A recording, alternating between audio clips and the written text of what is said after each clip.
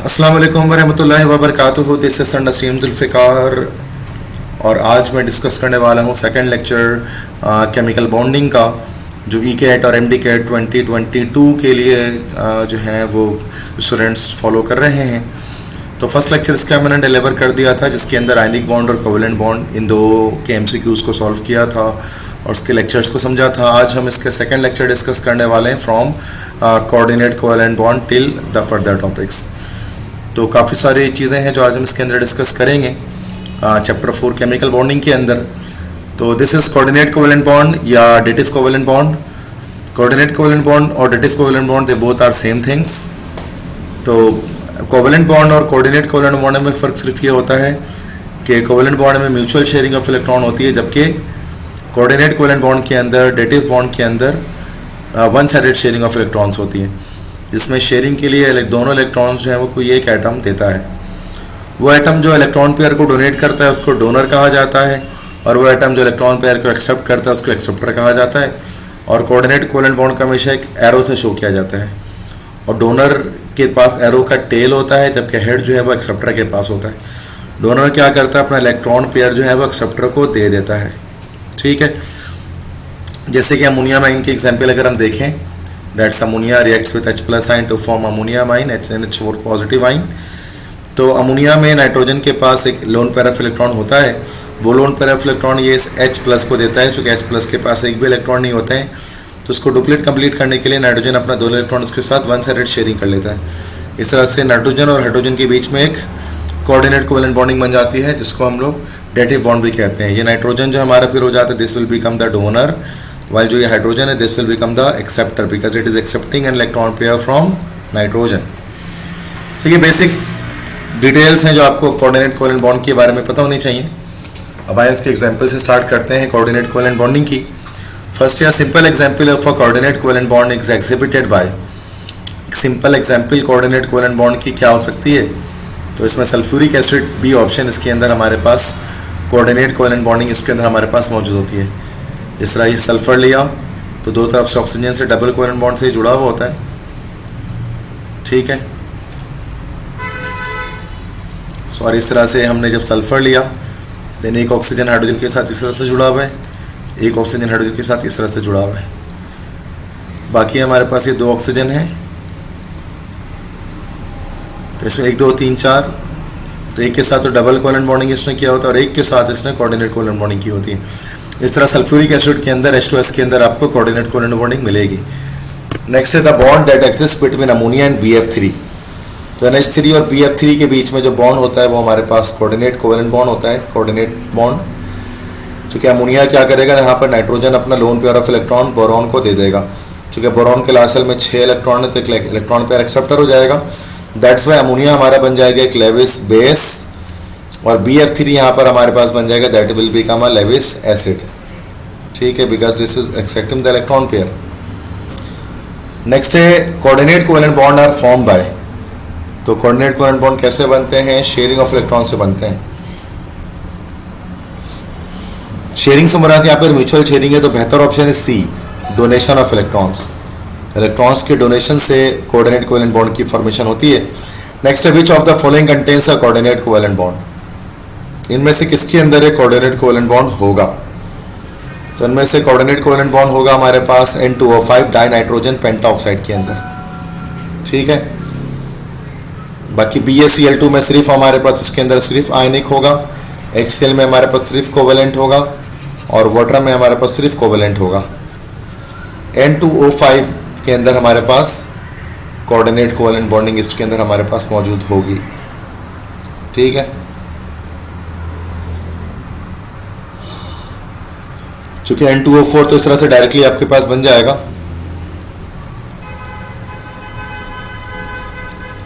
This is N2O4। तो ये N2O4 बना, फिर यहाँ पर जो ऑक्सीजन है कोई भी एक ऑक्सीजन दूसरे एक ऑक्सीजन के साथ वन साइडेड शेयरिंग कर लेगा, तो N2O5 बन जाएगा डाई नाइट्रोजन पेंटाऑक्साइड। इसके अंदर कोऑर्डिनेट कोवेलेंट बॉन्डिंग एग्जिस्ट करेगी। नेक्स्ट है coordinate covalent bond is formed when an atom in a molecule has what. एक कोऑर्डिनेट कोवेलेंट बॉन्ड कब बनता है, ठीक है, कह रहे हैं कि कब बनेगा कि जब electric charge on it, all its valency electron shared and single unshared electron, one or more unshared electron pair, कि एक या एक से ज़्यादा अगर अनशेयर्ड इलेक्ट्रॉन पेयर होंगे तब जाकर कोऑर्डिनेट कोवेलेंट बॉन्ड की फॉर्मेशन होगी। तो D option is the correct one. Next है which has a coordinate bond, इनमें से किसके पास है कोऑर्डिनेट कोवेलेंट बॉन्ड होगा। देखो अमोनिया में सिर्फ कोवेलेंट है, मीथेन में सिर्फ कोवेलेंट है, कार्बन डाइऑक्साइड में सिर्फ कोवेलेंट है। जो SO3-2 है दिस इज कॉल्ड सल्फाइड, ये हमारे पास सल्फाइड आयन है, इसके अंदर हमारे पास कोऑर्डिनेट कोवेलेंट बॉन्डिंग मौजूद होती है। ठीक है,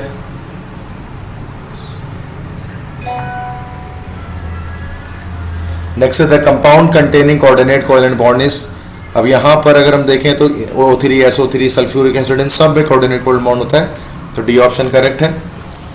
नेक्स्ट एमसीक्यूज है that number of dative bonds in sulphuric acid molecules is, sulphuric acid molecule में डेटिव बॉन्ड कितने होते हैं, तो 2 डेटिव बॉन्ड होते हैं। जैसे कि मैंने आपको बताया कि सल्फर 2 ऑक्सीजन के साथ डेटिव बॉन्ड बना के रखता है, बाकी 2 हाइड्रोजन के साथ ये सिंगल कोवेलेंट बॉन्ड बना कर रखता है। इस तरह से स्ट्रक्चर होता है सल्फ्यूरिक एसिड का। तो we have 2 dative bonds here. Next है which of the following compounds has coordinate covalent bond, इनमें से किसके पास कोऑर्डिनेट कोवेलेंट बॉन्ड है या डेटिव बॉन्ड है। ठीक है, तो मिथाइल क्लोराइड है, अमोनिया है, मिथाइल अल्कोहल है, CH3NC है, तो यहाँ पर दैट इज मिथाइल साइनाइड। यहाँ पर हमारे पास ए ऑप्शन में कोऑर्डिनेट कोवेलेंट बॉन्डिंग आपको मिलेगा। ठीक है, चलिए देखें किस तरह से। नाइट्रोजन है, उसने कार्बन के साथ तो ट्रिपल कोवेलेंट बॉन्डिंग कर लिया है। ठीक है, साइनाइड बना है ना CH3 और ये कार्बन, उसके बाद नाइट्रोजन, तो नाइट्रोजन यहाँ ट्रिपल कोवेलेंट बॉन्डिंग कर ली है। अच्छा, यहाँ CNE-NC है, अगर हम NC की बात करें तो CH3 और NC, इसके अंदर यहाँ पर हमारे पास कोऑर्डिनेट कोवेलेंट बॉन्ड या डेटिव बॉन्ड बनेगा, तो ये ऑप्शन करेक्ट है। नेक्स्ट है sulphuric acid provides an example of, किसकी एग्जाम्पल देता है सल्फ्यूरिक एसिड, कोवेलेंट और कोऑर्डिनेट कोवेलेंट दोनों बॉन्ड्स होते हैं, सी ऑप्शन। तो ये तो हमारे पास कोऑर्डिनेट कोवेलेंट बॉन्ड हो गए। अब हमारे पास डायपोल मोमेंट जो है वो उसका टॉपिक आता है। डाई मतलब होता है 2 और पोल के मतलब होते हैं चार्जेस। ठीक है, तो एक जो डायपोल हमारे पास होता है, जो एक पोलर मॉलिक्यूल है केमिस्ट्री के अंदर, जो एक पोलर मॉलिक्यूल होता है जिसके ऊपर चार्जेस लगे होते हैं, that is called a dipole. तो डायपोल मोमेंट किसे कहते हैं, the tendency of a molecule to get oriented in magnetic field is called dipole moment. या हम डायपोल मोमेंट को सिंपली ये भी कह सकते हैं कि it is actually the measurement of polarity, measurement of polarity, कि अगर किसी भी पोलर मॉलिक्यूल के अंदर उसके पोलैरिटी की मेजरमेंट करनी हो तो उस वक्त हम डायपोल मोमेंट को यूज़ करते हैं। इसको म्यू से शो किया जाता है। उसका फॉर्मूला क्या होता है डायपोल मोमेंट का, चार्ज इनटू डिस्टेंस। जैसे 2 चार्जेस हैं प्लस माइनस, इनके बीच का जो डिस्टेंस है वो d है और जो इनके बीच का चार्जेस है वो e है। तो चार्ज को जब डिस्टेंस से मल्टीप्लाई करते हैं that is called dipole moment. Unit क्या होती है उसकी, यूनिट होती है डिबाई। डिबाई इसकी हमारे पास ये कॉमन यूनिट है, मशहूर जो यूनिट इसकी होती है वो डिबाई होती है। कैपिटल D से इसको शो किया जाता है और उसको एक साइंटिस्ट पीटर डिबाई उनके नाम पर रखा गया, और पीटर डिबाई को जो है वो इस बुनियाद पर नोबेल प्राइज से भी नवाजा गया केमिस्ट्री का। ऐसा यूनिट में इसकी यूनिट क्या हो जाएगी, चूँकि चार्ज की यूनिट होती है कूलम और डिस्टेंस की होती है मीटर, तो कूलम मीटर इसकी SI यूनिट है या स्टैंडर्ड यूनिट है, और 1 डिबाई 3.335 × 10⁻³ कूलम मीटर के बराबर होता है। This you need to know, you have to know about this conversion factor, just remember it. Next है factors on which dipole moment depends. Dipole moment किन फैक्टर्स पर depend करती है, तो देखो अगर पोलर मॉलिक्यूल है तो डायपोल मोमेंट ग्रेटर देन 0 होगा, और नॉन पोलर मॉलिक्यूल के लिए डायपोल मोमेंट की वैल्यू इक्वल टू 0 होगी। ये चीज़ आपको याद करनी पड़ेगी। तो अब आ जाए इसके MCQs को सॉल्व करते हैं। Which molecule has 0 dipole moment, किस मॉलिक्यूल का डायपोल मोमेंट यहाँ पर हमारे पास 0 है। ठीक है, तो देखें 0 डायपोल मोमेंट निकालने का सिंपल तरीका, नॉन पोलर कौन सी है देख लें, जिसकी डिटेल मैंने लास्ट लेक्चर में आपको दे दी है, पोलर नॉन पोलर की। तो 0 डायपोल मोमेंट हमारे पास ये B CO2 का होगा, चूँकि पहली बात तो उसका लीनियर मॉलिक्यूल है। लीनियर मॉलिक्यूल जितने भी होते हैं वो हमारे पास, लीनियर मॉलिक्यूल मतलब 180 डिग्री पर वो जितने भी होते हैं हमारे पास नॉन पोलर होते हैं, और जो नॉन पोलर होगा उसको डायपोल मोमेंट भी 0 होगा। Next is the unequal sharing of bounded pair of electrons between two atoms in a molecule causes.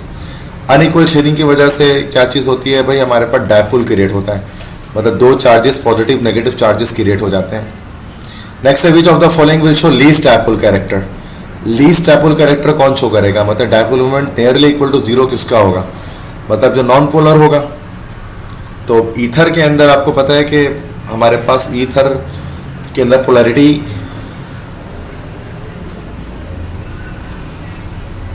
बहुत कम होती है, लीस्ट पोलर होता है, ठीक है। अच्छा ईथर की भी बात भी नहीं करें, सॉरी, ईथर में फिर भी ऑक्सीजन होता है।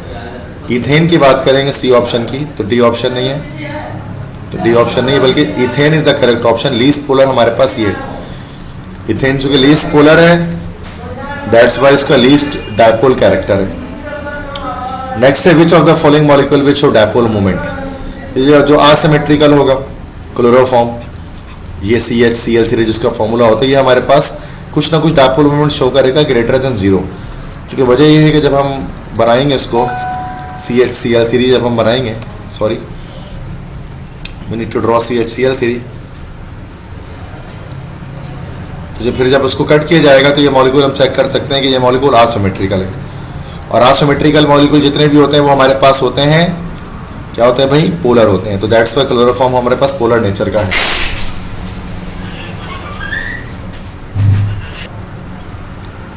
नेक्स्ट है positive dipole movement is present in, मतलब ग्रेटर देन जीरो किसके अंदर होगा, जो हम मतलब सिंपल ये है कि हमें को पोलर मॉलिक्यूल ढूंढना है। इसमें HF हमारे पास पोलर है तो इसका पॉजिटिव डायपोल मूवमेंट होगा, क्योंकि इस पे पॉजिटिव नेगेटिव चार्ज क्रिएट हो जाएगा। नेक्स्ट है the polarity of a covalent molecule between two atoms depends upon. तो पोलैरिटी है कोवेलेंट बॉन्ड की दो एटम्स के बीच में किस चीज़ पर डिपेंड करती है, तो इलेक्ट्रोनेगेटिविटी पे डिपेंड करती है। जो लेस इलेक्ट्रोनेगेटिव होता है उस पर नेगेटिव आ जाता है, जो मोर इलेक्ट्रोनेगेटिव होता है जिस पर सॉरी लेस इलेक्ट्रोनेगेटिव पर पॉजिटिव आ जाता है, मोर इलेक्ट्रोनेगेटिव पर नेगेटिव आ जाता है। नेक्स्ट है pick out the molecule which है जीरो डायपोल मूवमेंट, मतलब नॉन पोलर निकालना है, यहाँ से नॉन पोलर निकाल दें, BCl3 निकाल लेते हैं। BCl3 की वजह क्या है, चूंकि इसका सिमेट्रिकल मॉलिक्यूल है, दैट्स वाई ये हमारा BCl3 बोरोन ट्राइक्लोराइड निकल गया, इसका डायपोल मूवमेंट हमारे पास जीरो होगा, ठीक है। नेक्स्ट है which one of the following is having zero dipole movement. फिर से नॉन पोलर ढूंढना है, CCl4, इसका डायपोल मूवमेंट जीरो होगा। रीजन पूछे, रीजन क्या वजह है, तो भाई मॉलिक्यूल सिमेट्रिकल है, simple.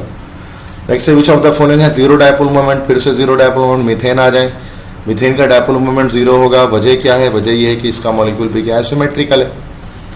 Next which molecule does not show dipole movement, फिर से आ गया जीरो डायपोल मूवमेंट, CH4 दोबारा से आ गया, same reason. Next non polar solvent, इसमें से कौन सा है नॉन पोलर सॉल्वेंट, मतलब dipole movement is equal to zero, और जीरो डायपोल मूवमेंट CCl4 का होता है, कार्बन टेट्राक्लोराइड का। चूंकि ये मॉलिक्यूल हमारे पास सिमेट्रिकल है, दैट्स वाई ये नॉन पोलर है, डायपोल मूवमेंट उसका जीरो है। Next which shows that least dipole movement, CCl4 least dipole movement show करेगा, डायपोल मूवमेंट जीरो होगा इसके सिमेट्रिकल नेचर की वजह से। Next identify the non polar molecule in the set of the compound, non polar इसमें से H2 होगा, चूंकि होमोडायटोमिक मॉलिक्यूल हमेशा नॉन पोलर होते हैं, तो H2 is the correct answer. Next if the electron pair forming a bond between two atoms A and B is not in the center, then the bond is, अगर centre में नहीं है electron pair आगे पीछे जा रहा है तो फिर वो पोलर बॉन्ड हमारे पास है। नेक्स्ट हमारे पास जो टॉपिक है वो सिग्मा बॉन्ड और पाई बॉन्ड का है। सिग्मा बॉन्ड और पाई बॉन्ड के बारे में कुछ पॉइंट्स याद रखें।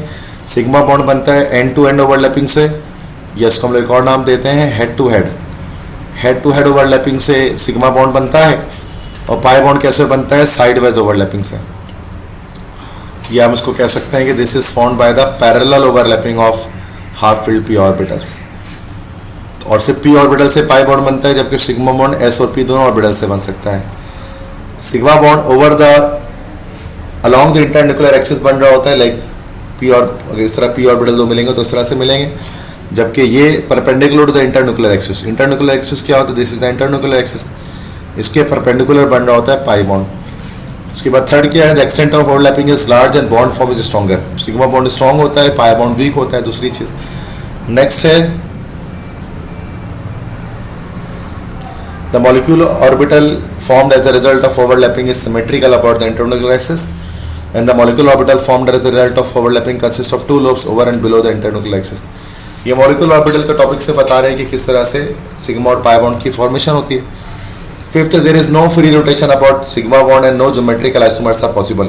सिर्फ सिग्मा बॉन्ड अगर किसी मॉलिक्यूल में हो तो उसका ज्योमेट्रिकल आइसोमर पॉसिबल नहीं हो सकता, मतलब उसके अंदर सिस ट्रांस आइसोमरिज्म पॉसिबल नहीं है।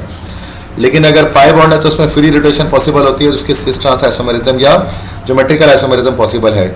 Six, this bond can be present alone. Sigma bond अकेले हो सकता है किसी मॉलिक्यूल के अंदर, लेकिन पाई बॉन्ड कभी अकेले नहीं बनता, हमेशा सिग्मा बॉन्ड के बाद बनता है। सिग्मा बॉन्ड जब भी बनता है एस और पी दोनों ऑर्बिटल टेक पार्ट लेते हैं सिग्मा बॉन्ड के फॉर्मेशन में, लेकिन पाई बॉन्ड के अंदर सिर्फ पी ऑर्बिटल टेक पार्ट ले रहे होते हैं पाई बॉन्ड की फॉर्मेशन के अंदर। तो ये सारी इन्फॉर्मेशन आपको याद रखनी है, तो आप एमसीक्यू सॉल्व कर पाएंगे। तो फर्स्ट एमसीक्यूज है सिग्मा और पाई बॉन्ड के ऊपर कि triple bond in ethyne is form from. Triple bond जो इथाइन में फॉर्म होता है वो किससे फॉर्म होता है? ट्रिपल बॉन्ड याद रखिए, ट्रिपल बॉन्ड है एक सिग्मा और दो पाई बॉन्ड ही होता है, तो 1 sigma and 2 pi bond. C option is the correct one. Next है the bond in the formation of fluorine molecule will be. तो फ्लोरीन मॉलिक्यूल के फॉर्मेशन में बॉन्ड कौन सा बनता है, कौन सी ओवरलैपिंग होती है? क्योंकि फ्लोरीन एक पी ब्लॉक एलिमेंट है तो पी पी ओवरलैपिंग इसके अंदर होती है। नेक्स्ट है which type of overlapping result in the formation of a pi bond. Pi bond क्या होता है? पी पी एस एस से तो बनेगा ही नहीं, पी पी ओवरलैपिंग से बनेगा, एस तो कभी इन्वॉल्व नहीं होगा। लेकिन कौन सी? एक्सियल नहीं, लेटरल ओवरलैपिंग। लेटरल से मुराद वही हो गया कि पी ऑर्बिटल इस तरह से परपेंडिकुलरली आकर एक दूसरे के साथ आकर करीब आकर ज्वाइन हो जाए along perpendicular to the internuclear axis. तो बी ऑप्शन होगा lateral overlapping of p p orbitals. Next है the number and types of bonds between two carbon atoms in calcium carbide. Calcium carbide का structure इस तरह से होता है, carbon triple bond carbon, उसके बाद कैल्शियम। इसमें आप देख सकते हैं कि बिटवीन टू कार्बन एटम एक सिग्मा 2 पाई है, तो एक sigma 2 pi, B option correct है। नेक्स्ट है double bond connecting two atoms, there is the sharing of. Double bond में शेयरिंग ऑफ 2 इलेक्ट्रॉन्स होती है, ए ऑप्शन।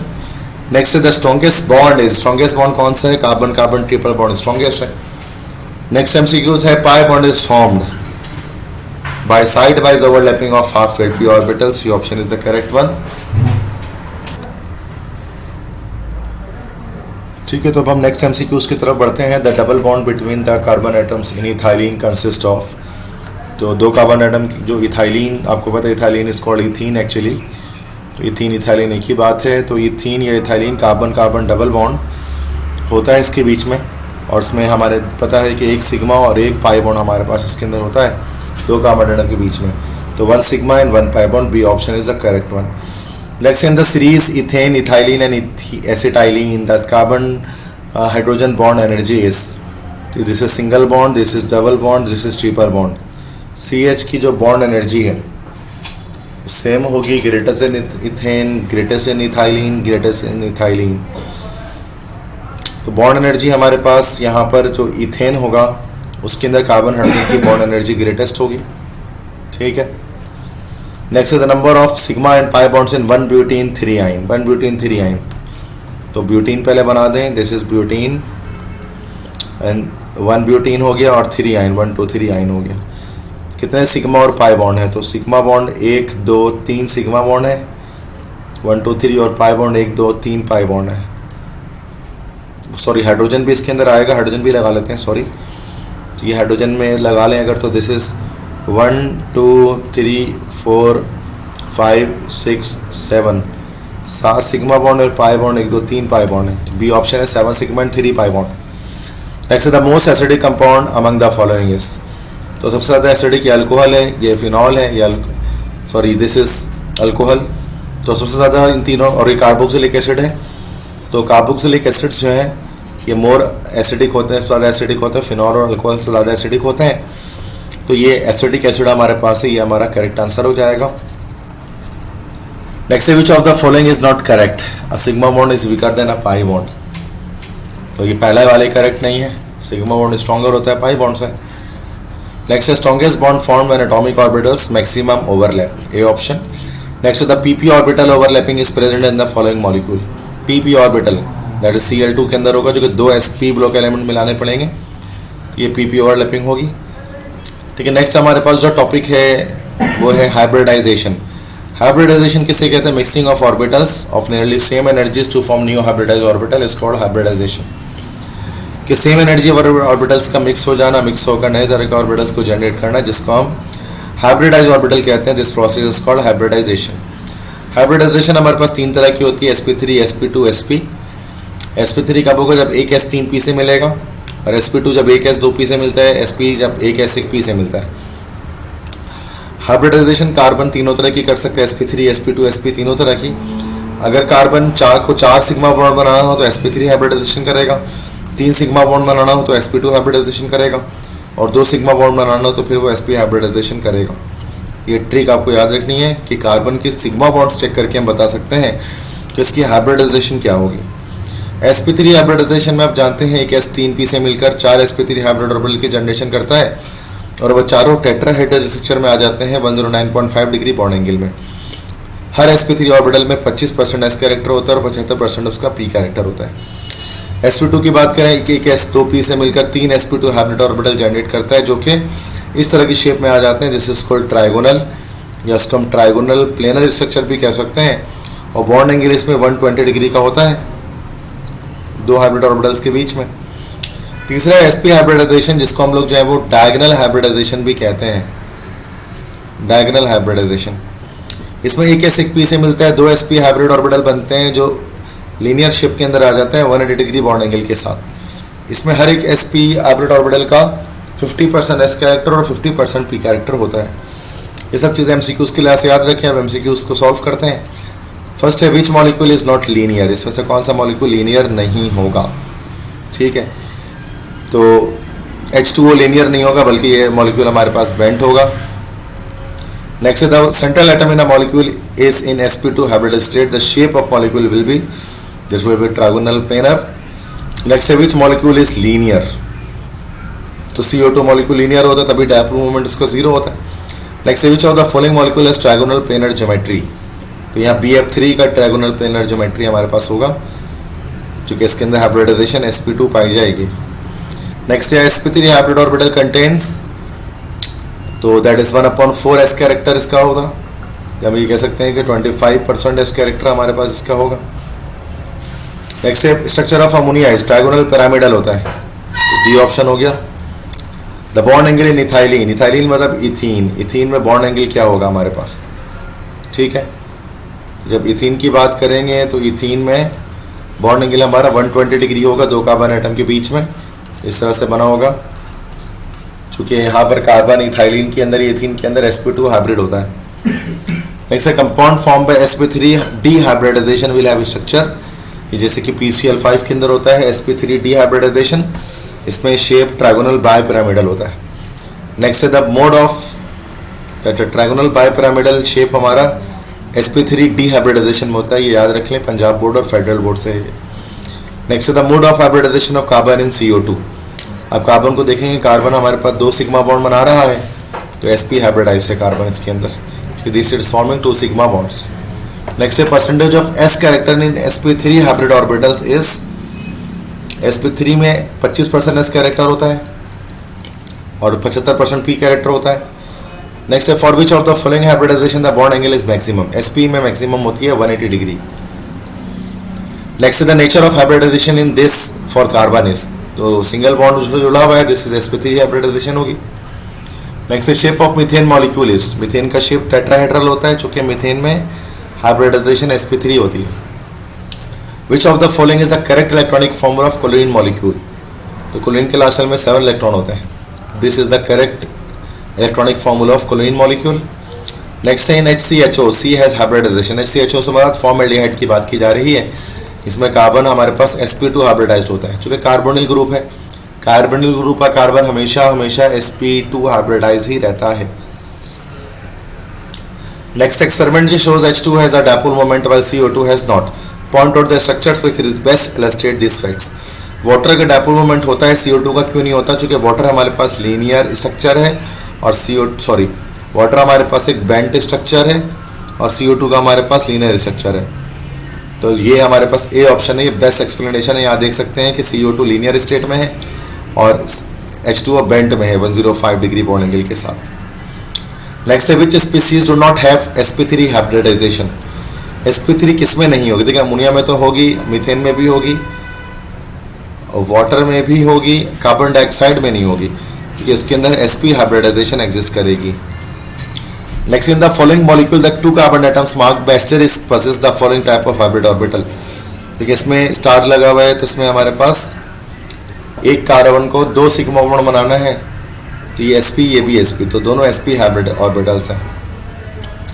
नेक्स्ट है the bond angle in carbon tetrachloride is CCl4, तो bond angle कितना निकलेगा 109 degree होगा अप्रोक्सीमेटली, चूँकि sp3 हाइब्रिडाइजेशन होगी इसके अंदर भी, चूँकि 4 बॉन्ड पेयर्स हैं। नेक्स्ट है the nature of hybridization in ammonia molecule, sp3 एक लोन पेयर के साथ होगा, इसमें सी ऑप्शन होगा, तभी स्ट्रक्चर ट्रायगोनल पिरामिडल होगा। नेक्स्ट है ethene the bond angle is, ethene मतलब इथाइलिन, इसका बॉन्ड एंगल होता है 120 डिग्री, चूँकि हाइब्रिडाइजेशन होती है sp2। Number of shared electron in between carbon carbon atoms in ethylene molecule, तो दो इलेक्ट्रॉन्स शेयर होते हैं। नेक्स्ट है the 2 carbon atoms in acetylene are, acetylene मतलब इथाइन, इथाइन के अंदर के 2 कार्बन एटम क्या होते हैं, तो कार्बन कार्बन ट्रिपल बॉन्ड है, तो सूरत में हमारे पास ये C, this is sp hybridised होंगे। Next among the following molecules, among the following compounds which is planar in shape, planar shape में कौन सा होगा, मीथेन तो प्लेनर नहीं होगा, बेंजीन हमारा प्लेनर होगा, चूंकि sp2 हाइब्रिडाइजेशन है प्लेनर में। वैसे तो एसिटाइलिन भी हो सकता है प्लेनर में, बट यहाँ बेंजीन होगा प्लेनर, बिकॉज यहाँ पर sp2 है, तो इसका शेप का नाम ही होता है ट्रायगोनल प्लेनर, ठीक है, सी ऑप्शन करेक्ट होगा। नेक्स्ट है carbon atoms in diamond are bonded to each other in a configuration tetrahedral. Next है which of the following molecules can central atom set to adopt sp2 hybridisation, sp2 किस में होगी इनमें से, तो BeF2 में लीनियर है, BCl3 में होगी sp2 हाइब्रिडाइजेशन। नेक्स्ट है the number of shared pair of electron in propane, propane में कितने शेयर्ड पेयर ऑफ इलेक्ट्रॉन है, दिस इज प्रोपेन C3H8, तो 1 2 3 4 5 6 7 8 9 10 10 हो गया आंसर, डी ऑप्शन। नेक्स्ट है character in sp hybridised orbital, तो 50% होता है, तो 1/2 को 50% ही हम कहते हैं। नेक्स्ट है the PCl5 molecule as a result of the hybridisation, sp3D hybridisation होती है PCl5 के अंदर। Hybridisation involves mixing of atomic orbital, B option. Next है which one is false in the following statement, इनमें से फॉल्स कौन सा स्टेटमेंट है, each carbon atom is ethylene in sp2 hybridisation. Next है which one is false in the following statement, तो each carbon in ethylene is sp2 hybridisation, तो ethylene में हर carbon sp2 hybridise होता है, तो ये सही बात है। तो each carbon in acetylene is sp3 hybridization, ये गलत बात है, एसिटाइलिन में इथाइन के अंदर हर कार्बन sp हाइब्रिडाइज होता है। नेक्स्ट है the hybrid orbitals used by central atom in BeCl2 BCl3 and CCl4 molecules are respectively, तो ये sp है, ये this is sp2 and this is sp3, तो sp sp2 sp3, B option correct. Next is the correct order towards bond angle, sp की कम होती है sp2 से, ऐसा नहीं है, sp3 की कम होती है sp2 से, sp2 की कम होती है sp से, ठीक है, सी ऑप्शन हो गया। क्योंकि ये 109 है, ये 120 है, और ये हमारे पास 180 है। नेक्स्ट है geometry and the type of hybrid orbital present about the central atom in BF3, तो BF3 के अंदर हम देखेंगे तो हमें ट्रायगोनल स्ट्रक्चर मिलेगा, ट्रायगोनल प्लेनर, और sp2 हाइब्रिडाइजेशन मिलेगी, तो बी ऑप्शन करेक्ट है। Next in sp hybridization shape is linear. Next as the s character of hybridization orbital increases the bond angle, s character जब बढ़ता है तो बॉन्ड एंगल के साथ क्या होता है, जब s कैरेक्टर बढ़ेगा तो बॉन्ड एंगल इंक्रीज होता है उसके साथ साथ, ठीक है, ए ऑप्शन। नेक्स्ट है which one of the following is a correct set with respect to a molecule hybridization and shape, BeCl2 sp2 linear, गलत हो गया, BeCl2 sp2 तो होता ही नहीं है, BeCl3 sp2 trigonal planar, yes, C option correct है। तीनों इन्फॉर्मेशन यहाँ पर एक दूसरे के साथ कनेक्टेड है। Next the percentage s character of the hybrid orbitals in methane, ethane and ethyne are respectively, methane में 25%, फिर 33, फिर 50%, ये ऑप्शन करेक्ट है। नेक्स्ट है Be in BeCl2 undergoes, beryllium chloride में बी डायगोनल हाइब्रिडाइजेशन करता है, जिसको हम लोग लीनियर हाइब्रिडाइजेशन भी कहते हैं। नेक्स्ट है the pair having similar geometry, PCl3 NH3, इसकी ही similar geometry PCl3 NH3, BeCl2 H2O, इसकी तो नहीं होगी, CH4 CCl4, PCl3 NH3, IF5 और PF5, तो इसमें भी एक इलेक्ट्रॉन पेयर आएगा, इसमें भी इलेक्ट्रॉन आएगा। सिमिलर ज्योमेट्री यहाँ पर ए की भी हो सकती है हमारे पास और सी की भी हो सकती है। Both will be the correct answers. Next the d orbital involve in sp3 hybridization is, तो पहला डी ऑर्बिटल इन्वॉल्व होता है dxy, तो B option is the correct one. Next है VSEPRT theory, that is valence shell electron pair repulsion theory. ये कहता है कि due to the repulsion of electrons in the valence shell the molecules acquire shape. और दो तरह के pairs होते हैं वैलेंस शेल के अंदर, बॉन्ड पेयर, लोन पेयर। उनके नंबर्स अगर आपको पता हो बॉन्ड पेयर, लोन पेयर के, तो आप शेप ऑफ मॉलिक्यूल बना सकते हैं। ये चार्ट आपको इसमें रिमेंबर करना पड़ेगा कि बॉन्ड पेयर, लोन पेयर होंगे तो उसके लिहाज से क्या शेप मॉलिक्यूल का आएगा। ठीक है, तो इसके एमसीक्यूज करते हैं कि which has the least bond angle, इनमें सबसे कम बॉन्ड एंगल किसका होता है, तो मीथेन का होगा, that is 10, not methane, methane से भी कम हमारा वाटर का होगा, that is 104.5 degree bond angle सबसे कम इसी का होगा। Next, which of the following molecule has one lone pair of electron on the central atom, एक लोन पेयर यहाँ पर नाइट्रोजन के पास सिर्फ होगा। ठीक है, B option. Next, on the following molecule the one having a linear structure, linear हमारे पास इथाइन होगा, C2H2। H2O क्या है, एक बेंट एंगुलर ट्राइएटॉमिक मॉलिक्यूल है, B option. Next, which of the following molecule does not have a linear arrangement of atoms, किनका arrangement linear arrangement नहीं होता एटम्स का, तो देखो CO2 लीनियर है, CO2 भी लीनियर है, BeH2 भी लीनियर है, H2S लीनियर नहीं है, ये हमारे पास बेंट होता है। Next, according to Vesper theory, the most probable shape of the molecule having 4 electron pair in the outer shell of the central atom is, this is tetrahedral, B option. Next, a lone pair of electron in an atom implies a pair of electrons not involved in bonding, A option. Next is central atom of the following compound has one lone pair of electron and 3 bond pair of electron. तो ammonia होगा, इसमें एक lone pair और 3 bond pair होंगे। Next, which of the following has a lone pair over the central atom, किसके central atom पर एक has not a lone pair, lone pair नहीं होगा। कार्बन यहाँ पर BF3 के अंदर लोन पेयर नहीं होगा, चूंकि 3 इलेक्ट्रॉन होते हैं, तीनों से फ्लोरीन के साथ बॉन्ड बना लेगा, तो सी ऑप्शन करेक्ट है। Next, the bond angle in ammonia molecule is, ammonia में 160 डिग्री होती है, that is 106.45 degree. Next, which one has a pyramidal structure, trigonal pyramidal ammonia का स्ट्रक्चर होता है। ठीक है, तो this is all about the complete MCQs of chapter number 4। तो ये चैप्टर 4 के सारे MCQs हो गए। इंशाल्लाह नेक्स्ट लेक्चर चैप्टर नंबर 5 में डिलीवर करूंगा, that is thermodynamics. Best of luck तमाम स्टूडेंट्स को अपने एग्जाम्स के लिए, अपने टेस्ट के लिए। अल्लाह हाफिज़।